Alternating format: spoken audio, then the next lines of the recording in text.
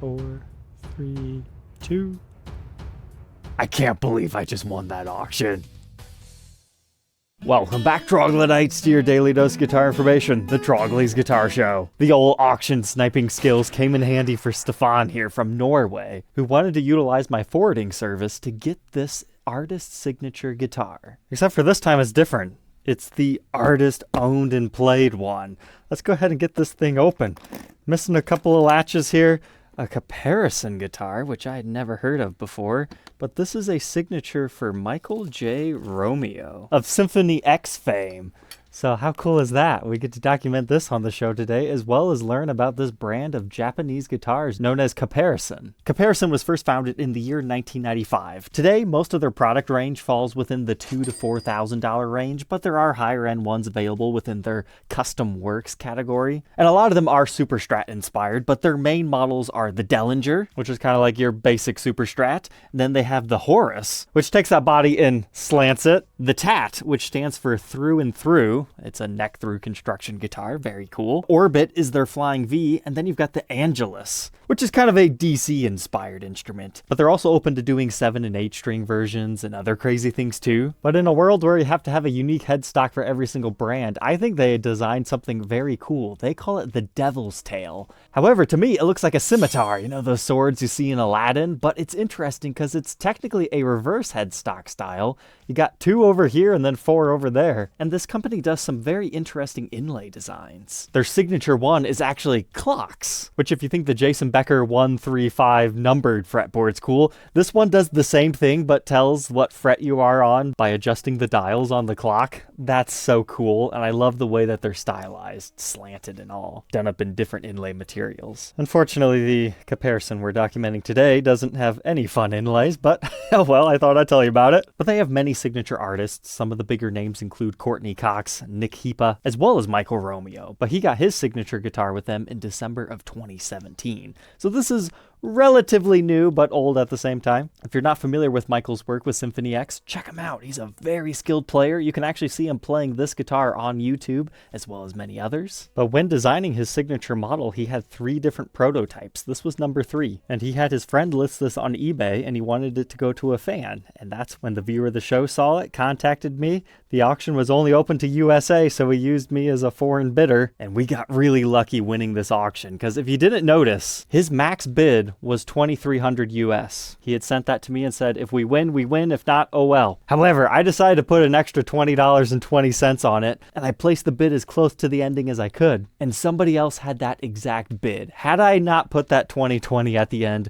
this video wouldn't exist. I told him the gear gods have smiled upon you. You get the guitar, Stefan. But the other fun thing about this being a prototype is it has specs that the regular signature model that you can buy from Caparison does not have. So these are usually $3,799 brand new, and they have a white gloss finish with a matte neck that is multi-pieced as a maple walnut maple construction, featuring DiMarzio pickups that we'll talk about on the Workbench, as well as an interesting composite body that I'm hoping this one has and we can see somewhere. And they're officially known as a Dellinger Prominence model, meaning it has a slightly curved top to it. The pickups are looking like they're going to be the same, but this is definitely a satin finish all throughout the guitar, and we don't have that multi-piece neck, so we'll have to tear it apart to see if it has any of those other things. But to be honest, it's the body I'm most excited to check out because it's supposed to be multi-layered, so even though it looks kind of boring at first, there's a lot behind the scenes on this, and it's quite apparent that this was used quite heavily, especially when you take a look at the case. I mean, everything's relatively okay on the inside, but really worn and tattered out here. Then you have his name stencil spray painted on with a whole bunch of Tolex tears back here. And the eBay listing even has photos of him signing it, so that's how we have the signature on the back plate. And he wrote a custom letter to Stefan, but I'll leave that as a secret between those two. So to learn more about this guitar, let's go ahead and throw it onto the Workbench to take an individual look at its parts and specs.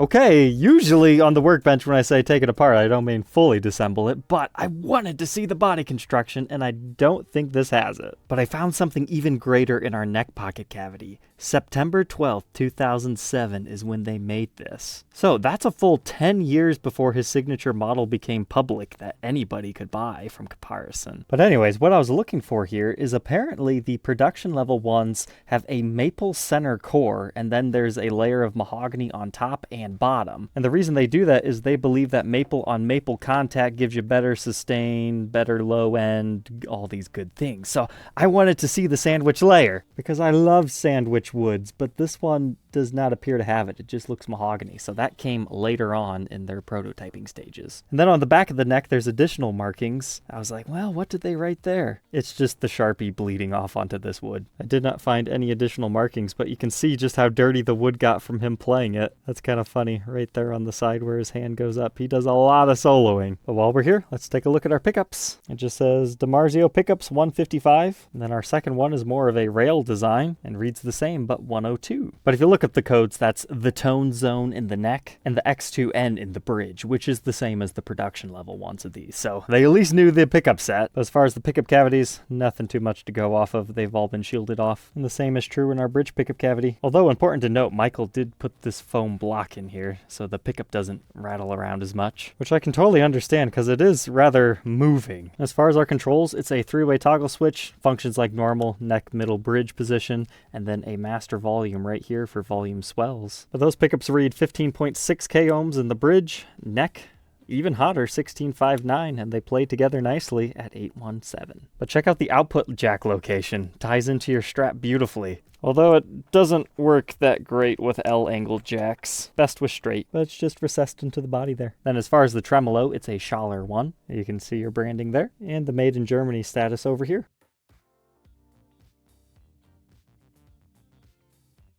But now we'll flip on over to the back side. So our back plates are actually made out of a metal material. You can hear that here. So you don't normally find that, but there's our signature up close with no additional markings on the back of our trem cover. However, it's important to note that these 2 screws were missing when I got it, so maybe there's a story behind that, maybe not. But removing this, you can see the rest of our Schaller trem system here. But what's really unique is you can see the pure white finish and how it's dirtied up over time. But now our wiring cavity. Same metal backplate, reads Made in Japan, designed by Caparison Guitars. However, on the back, there's another date. April 27th, 2005, so 2 years before the neck. I wonder if they make these up in advance. Maybe this one's not necessarily special for this particular guitar. But being made of metal, it looks like it also needs to be grounded off. So that's why the coating is worn away in these areas. Then they have the shielding paint there that comes in contact in each of those locations. So you're all good. But it looks like this one's rocking a 500K CTS pot with a pretty basic 3-way toggle switch. You've got shielding paint and tape. And then your output jack just comes right on over here and feeds into our cavity. Tons of room if you wanted to modify it further. I found this interesting though. Only 3 screws to secure that back plate. I think a normal manufacturer would be like one here, one there, and there, then there, maybe even a second one here. Very minimalist, and it gets the job done. But now looking at the rest of the body, it has your usual comfort carve over here that S-style guitars have. But then you've got this kind of crescent moon swoop design. But I found this interesting, the neck screws. It has a metal insert around it. I wonder what their reasoning behind that is. Maybe it just helps wood not compress and stuff like that. But another reason I wanted to take this apart is there are neck pocket cracks on both sides of the neck. And I was hoping to determine whether those were in the wood or only the finish, because stress cracks like that are very common on bolt-on neck guitars. And to me, I don't see any physical cracking to the wood, so that very well might just be in the finish, but I could be wrong. It's an artist owned and played guitar. That's not really that big of a deal. But it looks like he liked to use the clip lock strap system. Those are still on there.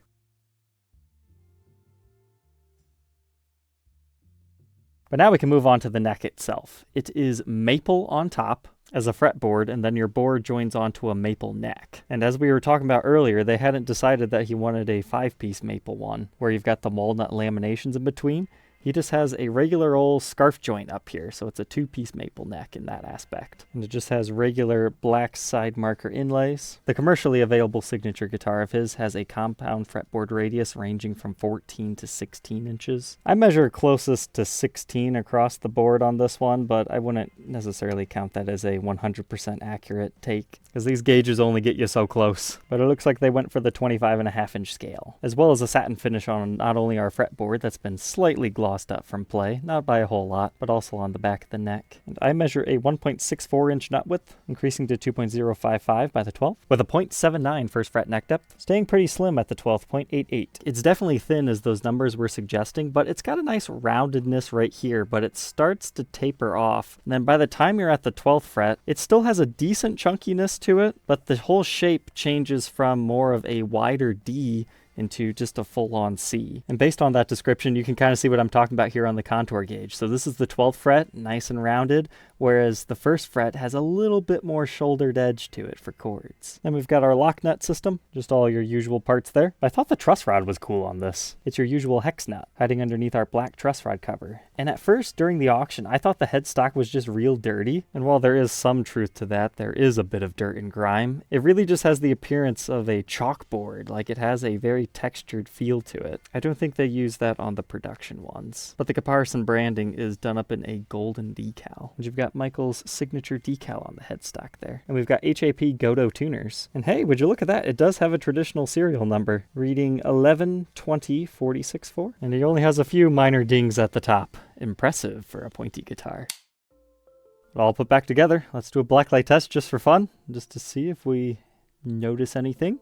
If you think, hey, he's worn some finish there. No, that's just a shadow. But you can see some pinky rubbing area wear right there. That's fun. If you weren't convinced that this was played by him, under the blacklight, you can actually see the areas of wear to the clear coat. So he's definitely playing all the way up here all the time, but still doing some chords. Our headstock glows evenly, but our back's looking pretty good. We can see a couple of chips in the finish, but this neck is really bizarre. So it glows one way right here, right? But then up here, it glows completely differently. You see how this is like really green and then this is not at all? Now that could be sweat absorption right here, but since it's so perfectly matched, I don't really have an explanation. If I didn't know any better, it's almost like this headstock was reattached at a different point in this guitar's life. All said and done, with whammy bar installed, it weighs 7 pounds, 12 ounces. Let's go ahead, plug it in, and hear how it sounds in the hands of a mere mortal.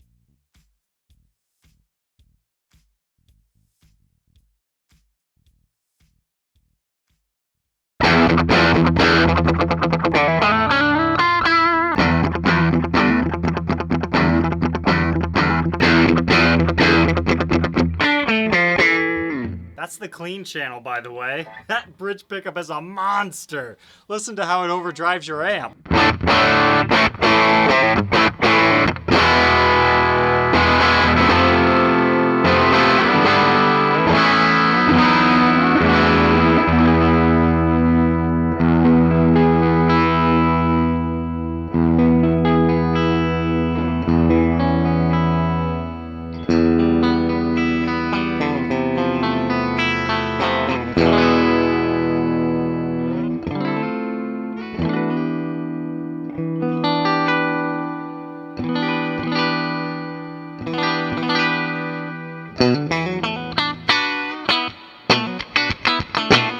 Definitely has a lot of voicings though with your volume control.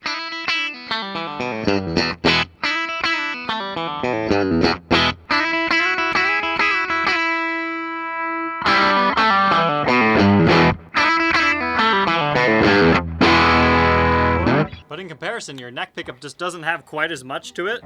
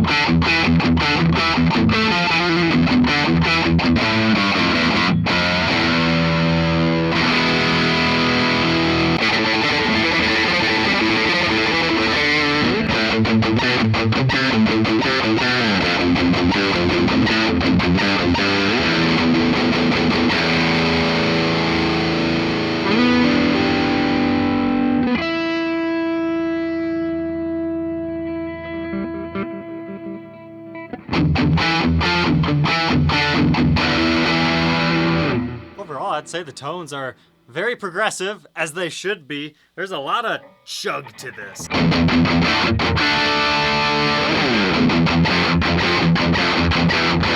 Neck pickup.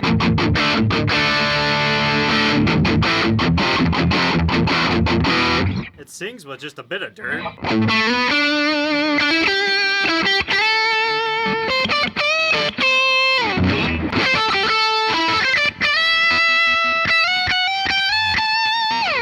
One thing I will say about the setup on this thing is the frets are very low themselves, but they have a very nice wideness to them. They still have a crown, but it allows for the craziest low action I've ever had. It reminds me of some of those first M3s I ever played when they're set up properly. Dare I say, it might be too low for most people, but that's his preferred setup here.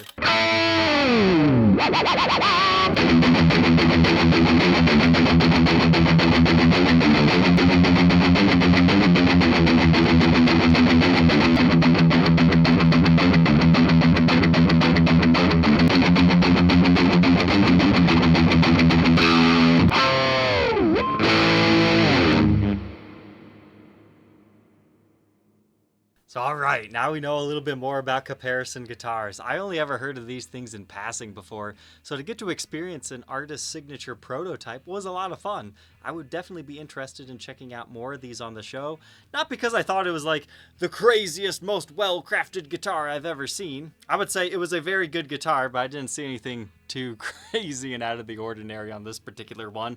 But I would be interested to see like their stacked sandwich layer bodies and some of the other fancier inlays. But Stefan, I hope you enjoyed this guitar, and thank you for utilizing my forwarding service.